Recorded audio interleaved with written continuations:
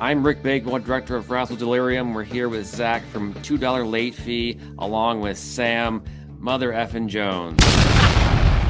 That's my nickname. Yes, I got that from a couple of people, from Rick on Roswell Delirium and from the biker chicks from Sturgis. And don't call them biker girls, they'll be very upset. But it's a pleasure to be here with Rick and Roswell Delirium and Zak's show, $2 Late Fee. 1985.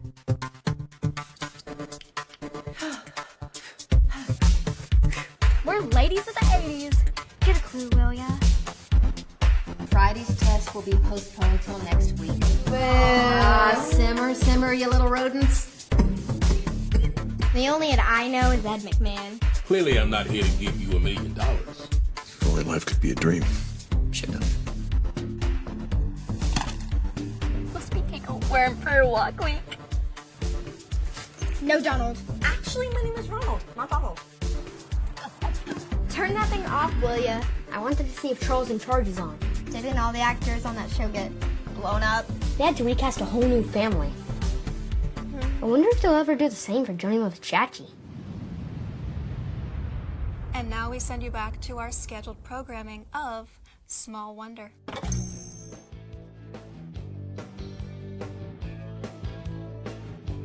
I am so excited to have today's guest on $2 Late Fee, Rick Bakewell, director, editor, producer. What other things should I add to your resume, Rick? Oh, writer, cinematographer at times. I do everything pretty much, it seems, these days. Cleanup crew, gaffer, the whole deal. I have in the past. Oh, yes, many times. Well, I can relate to that. And the legendary, and when I say legendary, I mean that 100%. The legendary Sam Jones. Gentlemen, it is an honor to have both of you on our show, $2 Late Fee. Well, it's great to be here. Hey, Rick, great to see you. I like your haircut, Rick. You're starting to give that sort of flat top Sam J. Jones looking away. Hey, I'm just trying to be like you, my friend, so you rubbed off on me, man. What can I say? What's great to see you. And thanks a lot for putting all this together. So I have to ask your title, Zak, of Please. your show. Yes. $2 Late Fee. Explain that to me. So I was a video store clerk back in the day, and it harkens back to the 80s and 90s video store, the peak era of renting movies from the video store. And we had a $2 late fee at my store, which was called Video Man. Wow. Sam, did you have a video store that you went to back in the day? Well, no. Well, back in the day, no. Everybody gave me the VHSs, and before that, Beta and 3/4 inch, right? Yes. Actually, it was the record store. It was Tower of Records, which I used to work at as well. So there you go. Oh my gosh. And we have a mutual friend, Sam, in Scott Zillner. Scott Zillner puts on these grand conventions all over the country. And Scott and I used to work together at Tower Records. He didn't tell me that. That's so cool. Oh, I have some stories, but that'll be shared over a beer another time. So, But Rick, did you have a favorite video store back in the day that you used to go to? Well, yeah, there was a place called Video Village I used to go to all the time for movies. And the excitement was when you got there at a certain time, and a movie that you wanted was just getting returned, because it's so hard to get the movie that you wanted. Like, I remember Back to the Future. When I was a kid, it was a movie I wanted to get every week, even though I've already seen it 10 times, but I wanted it again. And then when you came in and the shelf was empty, it's like, oh, really? They don't have it. But then somebody else would come in and return it. And you're like, can I just get that, movie and take it with me? And oh, sure, we'll check it out for you. But that was always the experience that I don't think anyone has these days, or never will again. I think it's kind of gone forever. Nope, it's the anxiety. Go ahead, Sam. Yeah. No, I was going to say, correct me if I'm wrong, guys, but I thought I met the lady, the owner of the only existing Blockbuster. I thought I met her recently back east at a Comic-Con. But she said it's the only store remaining, and she owns it. As far as I know, there's one in Oregon, I believe, Bend, Oregon. Yeah. Well, that's probably the one. Maybe she, yeah. I mean, that's, which I thought was quite unique, Blockbuster. We Well, love there's the anxiety of, and this actually will segue into Roswell Delirium, but there's the anxiety of the anticipation of getting to the video store in time to rent said movie, like Back to the Future. If it was due by 7 p.m., I remember going there at 6:55 waiting for someone to show up. And you're like, is that guy going to have my movie? Is that guy going to have Flash Gordon today? Is that going to get. So anyways, that's cool. it's the same as movie theaters now. It's assigned seating, but back in the day, we all had to rush to get that perfect spot to sit in. Oh, yes. Yeah.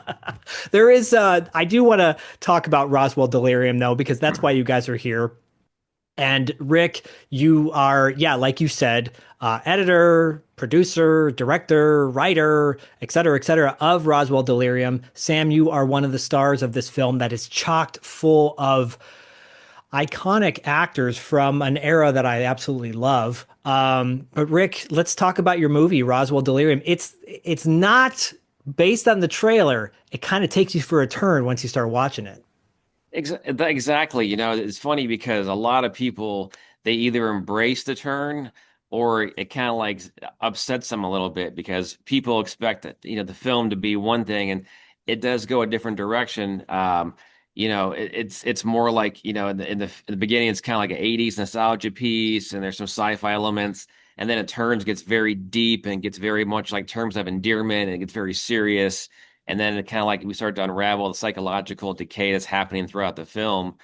And I think it's a piece that's different, taking, the sci-fi world with the thriller, but then actually being a human story about a mother and daughter.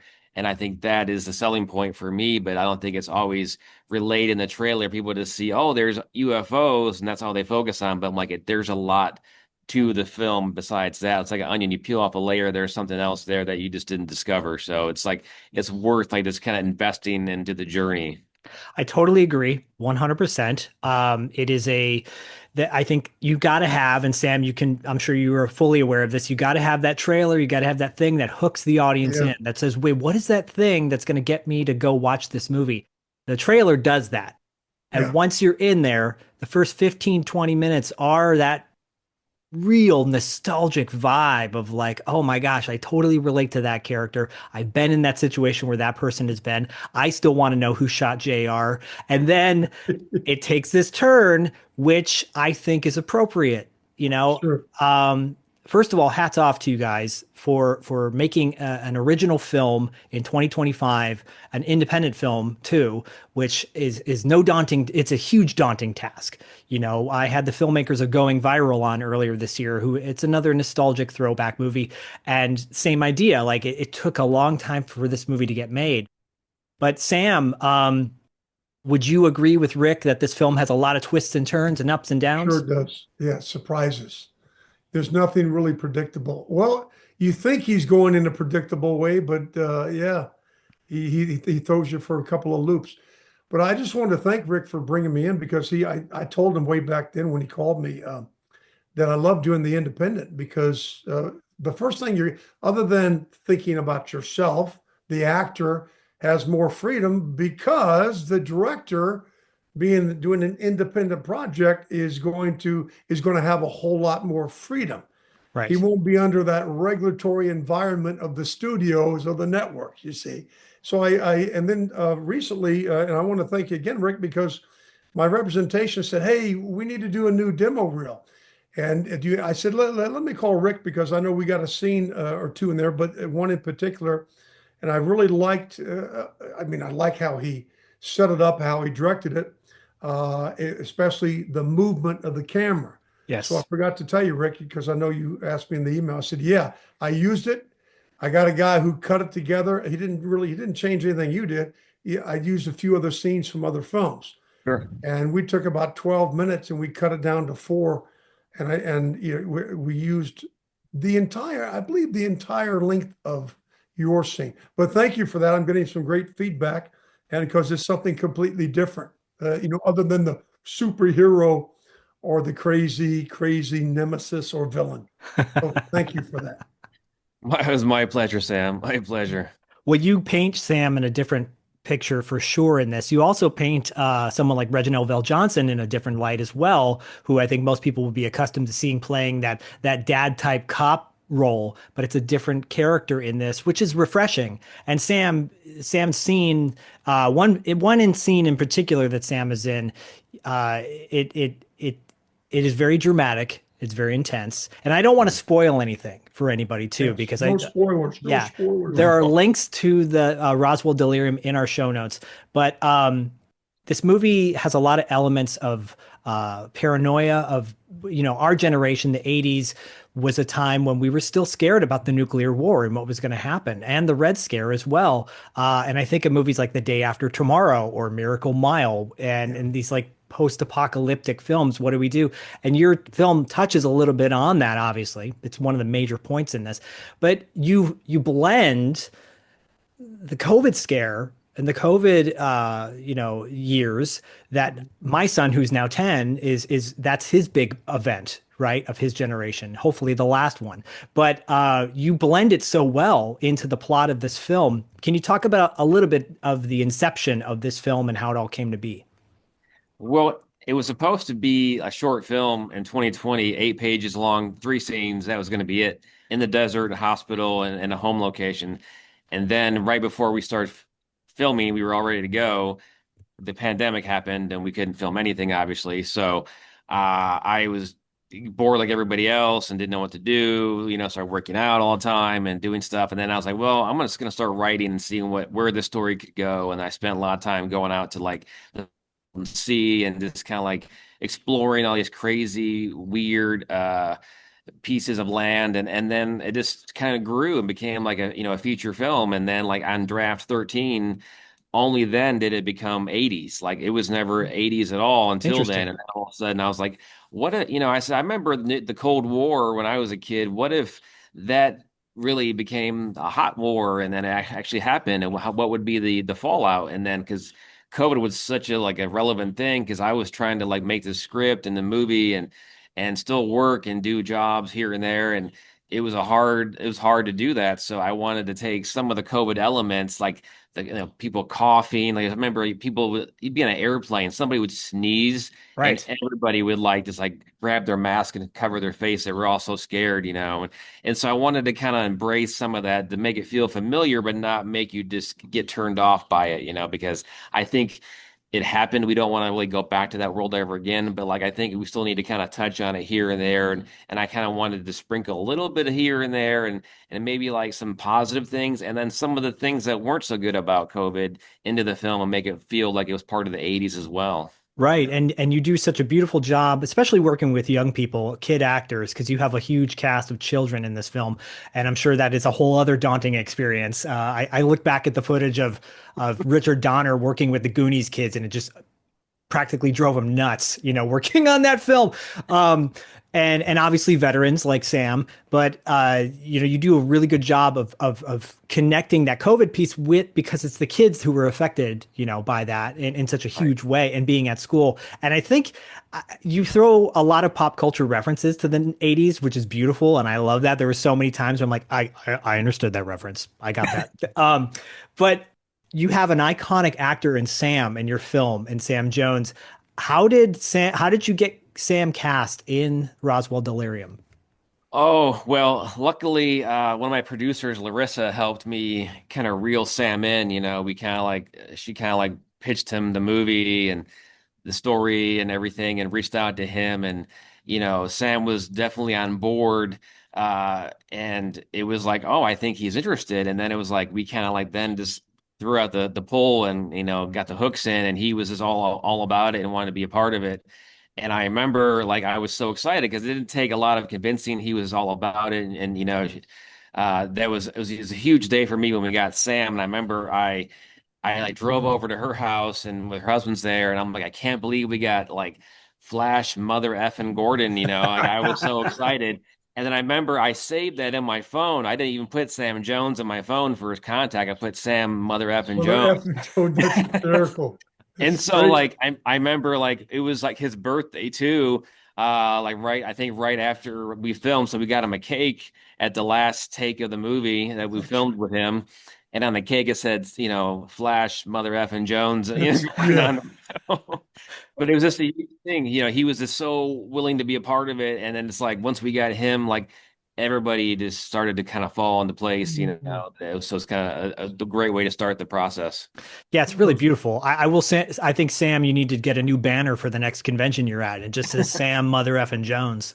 Well, it's funny. I forgot about that part, Rick. But what's amazing, during COVID 2020, I was actually, I ride Harleys. I've been riding Harleys all my life.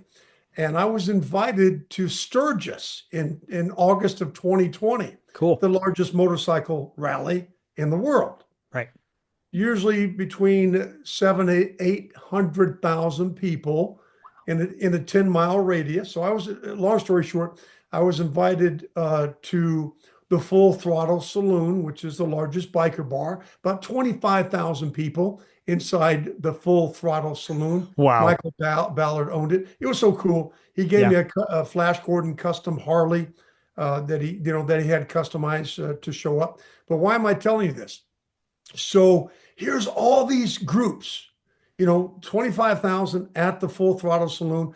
I'm signing for 10 days, guys, 10 days, right? Wow. And didn't have much fear because my table was outside and, of course, biker people don't wear masks. It was kind of cool in a way, but the bar itself is wide open. I mean, the doors are doors as though doors to a big warehouse or sound, those big sound stage doors that bring the props in and out. It was gigantic.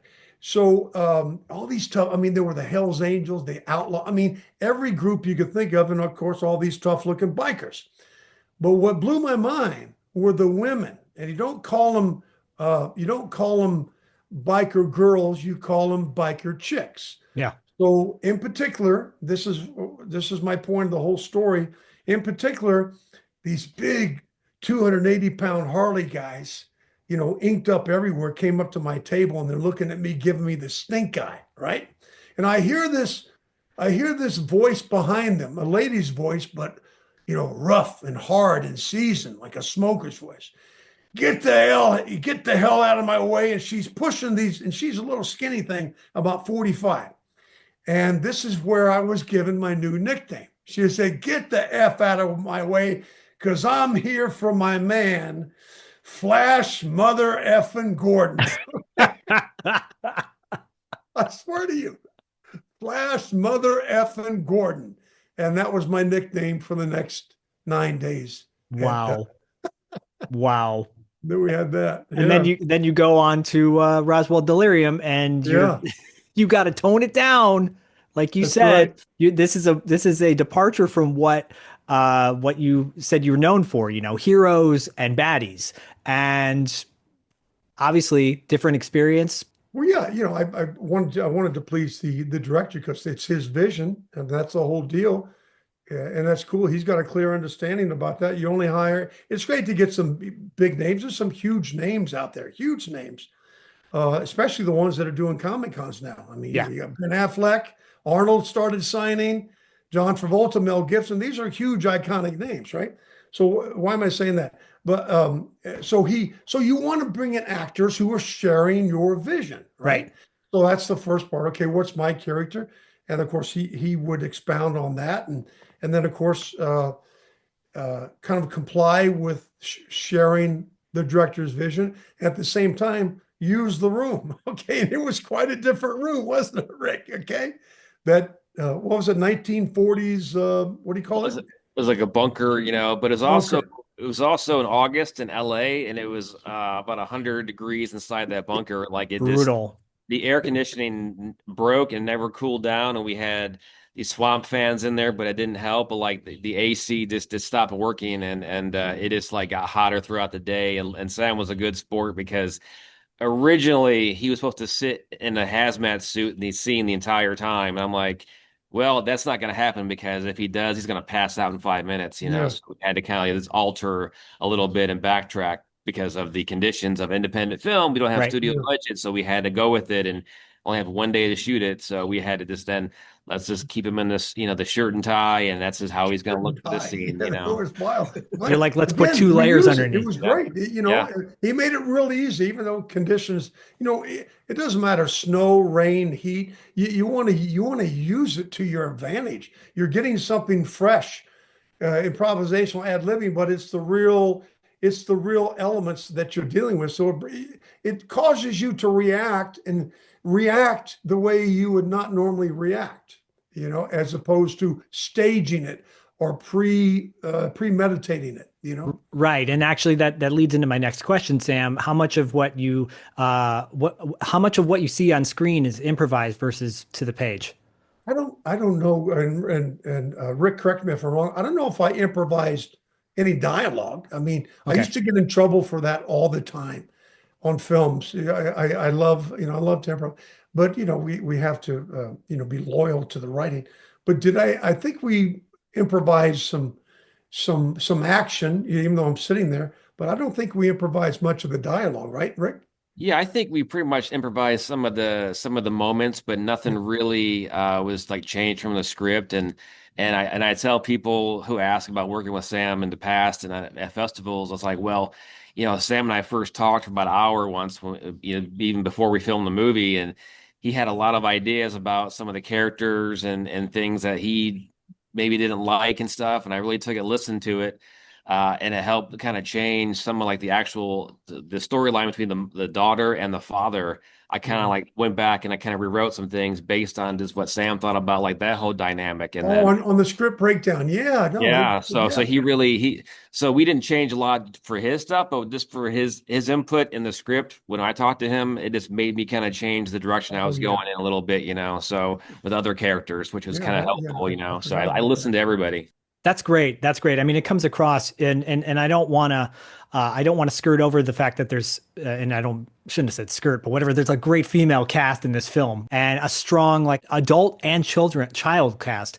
And then you've got people like I mentioned already, but also Lisa Whelchel, from that people will recognize, and she is fantastic. I'm like, why have we not seen more of her? And hopefully this will get her more exposure, and we'd love to see her on screen because she's great.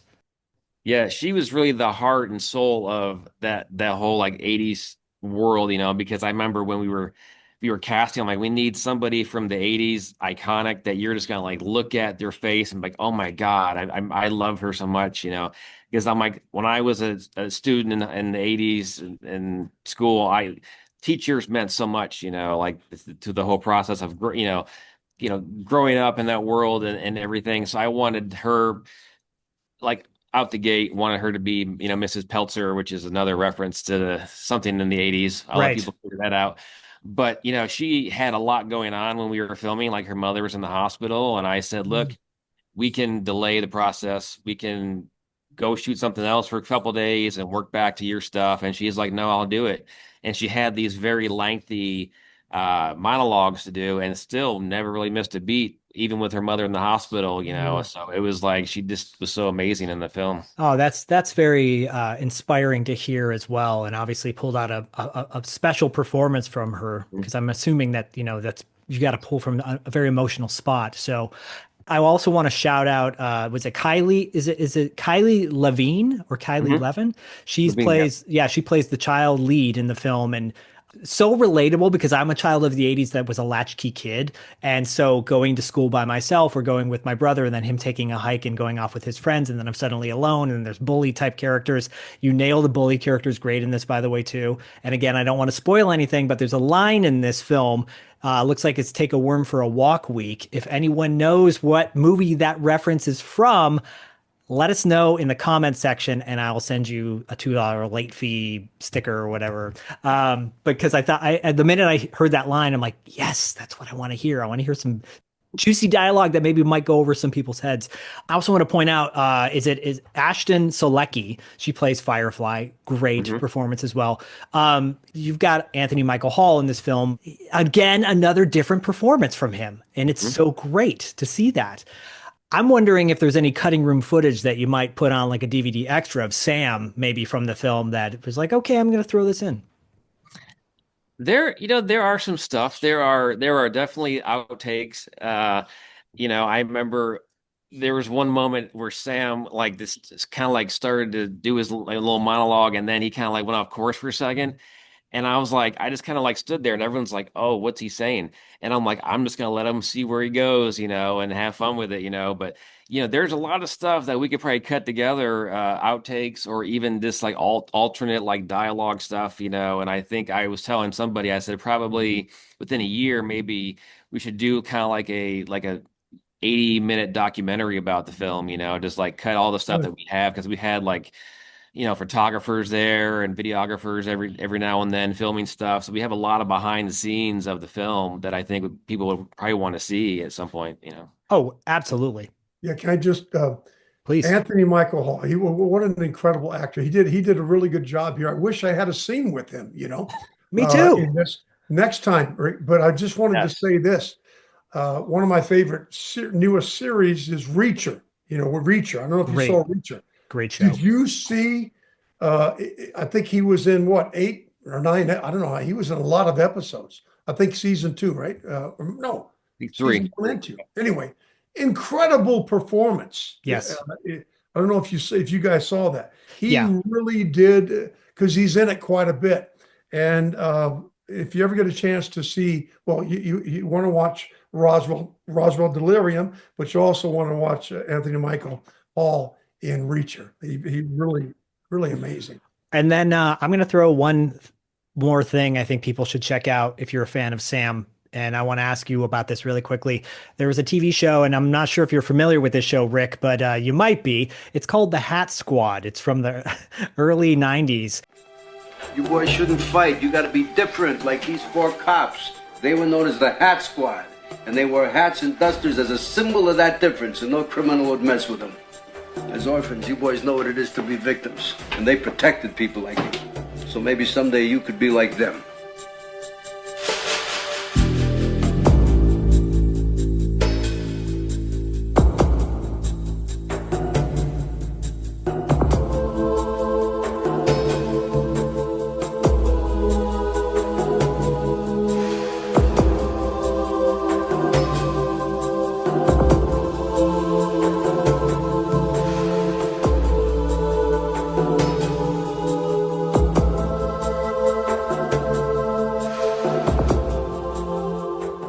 Great show, fantastic premise. 3 brothers, they all wear fedora hats, they're cops, and they're all adopted by this, their cop father. And Sam is in the pilot episode of that show. He plays a character named Victory Smith, who is evil on steroids, I think is a pretty good way to describe it.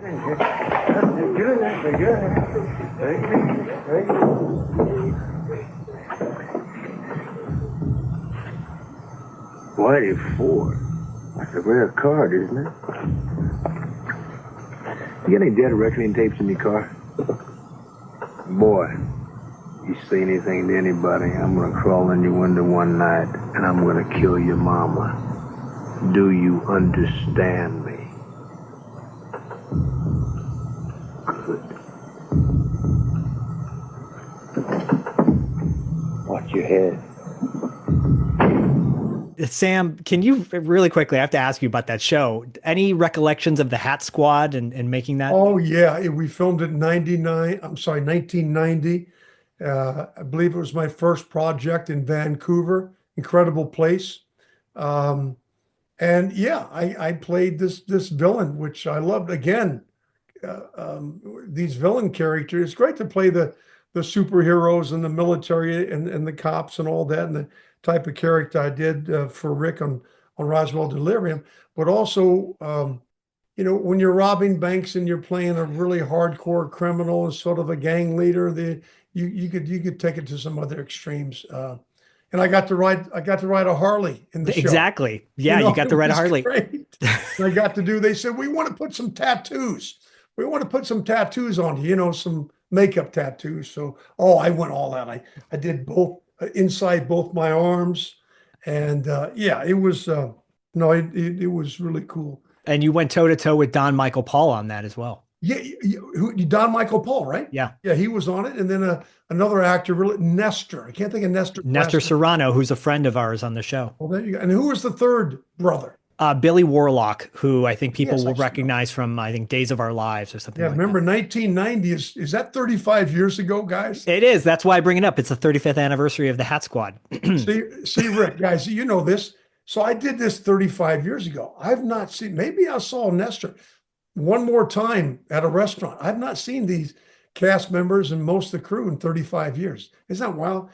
Isn't it wild? It is wild, and I will tell you on our show, we do a fundraiser every year for one of our guests who they have a charity called Momentum Wheels for Humanity. They provide wheelchairs for third world countries. It's a great organization. It's actually in the United States as well. But we get a lot of these guests on to come on the show, and they haven't seen each other in decades, you know? Yeah. So they're suddenly having this recollection of like, oh my gosh, we did that show together. You know, Nestor is a friend of ours. He's actually on the board of Momentum Wheels for Humanity. Oh, that's will you tell him I said hello? I will. I think out of all the actors other than Don Michael, I think Nestor was the most seasoned or most trained. He was in a good way. He was the so-called mature actor, which he was very giving to. But you could just tell he's seasoned. You know, so yeah. he brought great value to the entire production, as did the other two actors, Bill and Don Michael Paul. Yeah, Rick, I'm gonna send you if I can, I'll send you a link to this episode because Sam just chews up scenery like no other, and maybe it'll inspire you for your next project you're gonna do with him. Yeah, please send my way because I've never seen it, but now I really want to see it. Oh, I'm telling you, it's fantastic. And there's a great cover of Silent Lucidity in the episode as well. So, but Rick, as far as Roswell Delirium is concerned, it's currently on Amazon, right? But where would you want people to go find it or search it out? Well, you can find it on Amazon or Apple TV. It's also YouTube. I mean, I think it's everywhere right now. So Xbox, I mean, it's playing Google everywhere. So but I would say just go to Apple or Amazon and check it out, you know, and, you know, just get ready for the journey because it's like it's nostalgia, but then it takes you on this emotional roller coaster at the end that you're just not gonna, you know, be expecting. So, yeah, I want to throw in there, too, that I think your movie does a good job of covering what trauma looks like in people and strong events. You know, there is a certain explosion that happens in the film that was very relatable to our generation. And the way it's handled in the film, I think it's very, it ties in really well. And I think, you know, as far as a drama is concerned, yes, it is very much a drama, but there are enough lighthearted moments for you to go, you know. But like I said, you just have to breathe. Like you can't just be, oh my God, emotional. You need to breathe every now and then and just let it out. It's just like a balloon. Air has to come out. You know, that's what it's all about. So it does. I would say one scene that you kind of want to breathe in is when Dee Wallace is crying because it's very emotional. And I'm like, oh my God, this is, I'm feeling this right now. As we start to wrap up, there is one question from a fan for Sam. Our buddy Ty at Ty Action. He wants to know about the movie In Gold We Trust. Oh, yeah. Internationally renowned stars Michael Vincent and Sam Jones exploding into action in Gold We Trust. A daring heist. Let's go get our gold. A murderous double cross. Come on, let's get out of here. Sends ex-Green Beret Oliver Moss back to the treacherous jungles of Vietnam.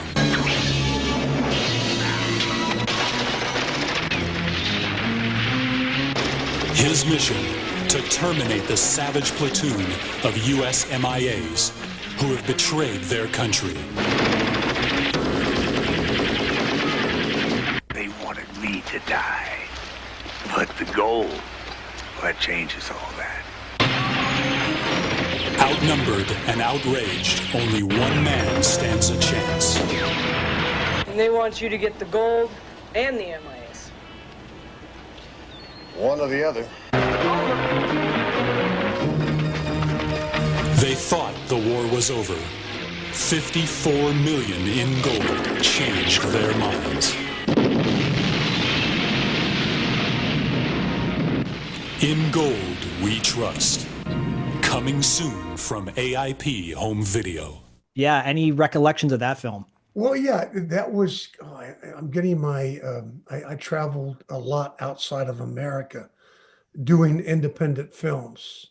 In Gold, I did 3 movies for the famous Filipino filmmaker, Eddie Romero Sr. Matter of fact, he was 80 when he directed me last in the 1980s. Wow. And I believe In Gold We Trust was in the Philippines. Sometimes I get them mixed up. Could have been Thailand. You know, I should know. I think that's a good problem to have. Let me see. Now, I've done so many movies. I forget so many jobs. Shot them in, you know. But yeah, In Gold Trust. What? Oh, wait a minute. In Gold We Trust. With Jan Michael Vincent? Correct. And Okay, Sherry Rose. Sherry Rose. Sherry Rose. That was Thailand. Okay. And oh my gosh, yeah, Jan Michael Vincent, bless his heart. He was so iconic. He was so iconic. But, you know, as the years went on, he would, he would a little bit different. In other words, he's not going to stay at a hotel. He's going to be staying at a resort somewhere, meaning not your rated 5-star resort. I'm talking about like a -1 resort where, okay, I'm making this up. You would, so at the work call at, I think 6 a.m. pickup, he would not be in his room. I'm just watching coyotes in my backyard. Okay. They would find him because, you know, he's seasoned now. He's been around. He likes the little drink, right? The driver would find him outside his room in the backyard in a little tiny creek, you know, sleeping next to him. Wow. We're talking about Thailand. We're not talking about garden snakes. We're talking about deadly snakes, okay? Anyway, that's where we found him every day. So he says to me in the one scene we're doing, and, you know, at 6 a.m., he's already been hitting it, right? That was his motivation, you know, the local Thai. And he says to me, and my character is I'm tied up to a pole and going to get ready to interrogate me. And he turns to me and he says, you know, he's kind of rocking, trying to open his eyes while he's talking to me because he's out there. He says, Sam, I'm thinking about spitting in your face when the director says action. I said, now, Jan, now, you know, you've been sick lately. You've been coughing up blood. Okay. Oh, God. Look at Rick. He's imagining this, okay? So he said, well, let me think about this. All right, this should go. And I love the guy so much. So he goes, okay, let me think about it. So he lies down in the fetal position right below the director and me, and he does this, and he goes, okay, I'm thinking. And he wakes up and he goes, look, I understand what you're saying, Sam, but this is for the betterment of the movie. Not only am I going to spit in your, and I'm tied up for real. He says, not only am I going to spit in your face, I'm going to give you a nice, juicy red clam. Okay. Wow. I said, Jan, if you do it, I will Marine Corps kick your butt. He did it anyway. And thank God the last minute being tied up, I was able to move my face out of the way. But he brought, in his condition, it didn't matter. He still brought great value to the movie. It was really just unbelievable. Of course, there's a lot to deal with. So, yeah, whenever Rick you and I collaborate on like, another movie, we need to go over the cast, Rick, and say, okay, if we're going to have that person, let's just assign a bodyguard to him, not to protect him from other people, but to protect him from himself. Okay? Right. Yeah, exactly. Right. And from like getting a butt kicking by you. So yeah, and to show up and to make sure, you know, he's going to show up. That's wild. That's wild. This was iconic. As crazy as it was really iconic. And if you go back and look at that crazy scene, it worked. Okay, because I was pissed off. I'm going to drop that scene. If I can find it, I'll drop that scene into this interview so we can watch it on YouTube. And by the way, subscribe to us while you're watching us. Rick, I think you should reboot a show Sam was in called The Highwayman, which is a beautiful, badass show. Like that show was just kick ass back in the day. When there's terror on the highway and danger in the fast lane, Leave me alone! it's time for a new breed of lawmen to hit the road.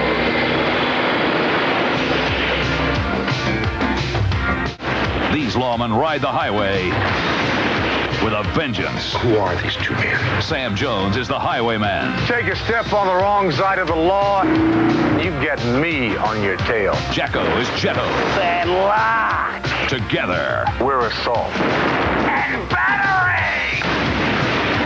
ride with the ultimate road warrior. The highwayman. Get out! Dealing justice in a world gone bad. Watch us! Two guys out to energize your Friday. Aye! Coming in 4 days, The Highwayman. That would be a good show to reboot. I don't think anyone's even thought about doing that one, and there's so many that they want to just keep over redoing. Like, how many more times we gotta have a new Spider-Man or a new Superman? I'm like, or new Batman. I'm like, really? Can we just let it go for a while? I mean, let's do something that's different. That's people just are so close-minded these days. Let's reboot something that people have completely not even thought about in 30 years. That would be a great one. I got the call 8 years ago from Glenn Larson. He said, "Hey, we're rebooting Highwayman. Remember, we filmed Highwayman in '88. Yeah. So 7, 8 years ago, whatever the math is on that." He says, "We're doing it." I said, "Great." We had 3 meetings. We're doing everything, bringing in the right people and talking about it and planning it. And then he passed away. Oh, A couple days after that. Yeah, bless his heart. So what's really cool is he's got a lot of kids. He's got about 7 kids. And so it's in the family estate. Okay. So, we can still do it. It's not some crazy. I talked to the attorney. It's not some crazy screenplay, movie rights or anything like that. It's really inexpensive per se compared to everything else. But that was one of my favorite projects as a man, because again, 6 months working in the great outdoors of Arizona, in the elements, the heat during the day, cold at night in the superstitious mountains. And I got to dress up like road warrior, carry a sawed-off shotgun strapped to my leg, and drove an 18-wheeler and had a badge, a federal badge, to do what I wanted to do. It was incredible. Yeah, I'm telling people, if you've never seen Highwayman, because we've covered it on our show, it's a show called TV Obscura. We've talked about it. It is a badass show. And I know, Rick, obviously Roswell Delirium is it's elements of science fiction, more of a drama, period piece as well. But you're a dynamic person, and I'm sure it's a project that you could get your hands on and tackle. Yeah, no, I think it could be a fun one to tackle. I mean, really, and he just mentioned the Superstition Mountains, and I was just there last year filming, so that is a very crazy place. That's cool. Wow. Yeah, we had to hike up like 3 miles with the equipment just to film the hieroglyphics and stuff. And that's amazing. I'm like, people go there all the time looking for gold and never come back. So it's like that's a place in itself. But what were you shooting? What were you shooting for? We were doing a pilot about just, I can't really say, but it was a pilot that never went anywhere, but we tried, and they're going to try to do something else with it. But it's a place that I was like, let's just film here and get out before it gets too dark, because who knows who's lurking out here. So wow. Well, and Sam, you being in the superstitious mountains and the shooting Highwayman there, you never got to ride a motorcycle like you probably would have liked to. No. Oh, well, interesting story. I had my Harley. I rode it a lot. Now we're in Scottsdale, Phoenix, and of course, I made the mistake one day, which was probably a good mistake. I shipped my Harley out, and I rode it to the set one day, and Glenn Larson saw me, and he said, "Come here." He said, "You will not be on this show. You will not be skiing. You will not be doing any motocrossing, and you will not be riding a street bike at all. Because if you get hurt, that's it." I said, "I understand that." Understand. So those are my Harley days were over for those 6 months anyway. Wow. And he was absolutely right. He was right. Yeah, I think people should go back and revisit that show, and hopefully it will see the light of day again, because Sam is 100% badass. And I think, on that screen, the minute you show up in Roswell Delirium, I got goosebumps. I was like, yes, here we go. Again, different performance, understated in a very nice way. And shout out, Rick, really quick, to the cinematography of your film. It is so beautiful. This movie is so polished, and it's so slick looking. So again, kudos to you and your team. Thank you. Yeah, Carter Ross was the DP of the movie, and he had a very similar eye to what I was looking for. He got it right away. And like the thing about this film is we didn't spend a lot of money, but when you're doing an independent movie, you work in Hollywood for 20 years, you call in all your favors. You ask all your friends to come help out, and Right. and hey, you have somebody help out for this day at this shitty rate, or sorry, No, you can but like, swear. It's okay. yeah, okay, good. But so it's like you ask favors and it gets done, and it's like, wow, we had all the people and people got paid, but like some people donate their time for free, and it just like that's how we were able to really have a polished looking film throughout. So that's the whole secret behind that. Well, it's a polished looking film. I want to encourage everyone to go out and watch Roswell Delirium. Again, the links to the movie are in our show notes. Guys, this was so great. Thank you so much for coming on the show. And go watch Roswell Delirium, everybody. You're not going to be disappointed. Amen to that. All right, take care, guys. Bye-bye. Thank you, everybody. Thanks. All right, Zach. Thank you. Zach. Bye, guys.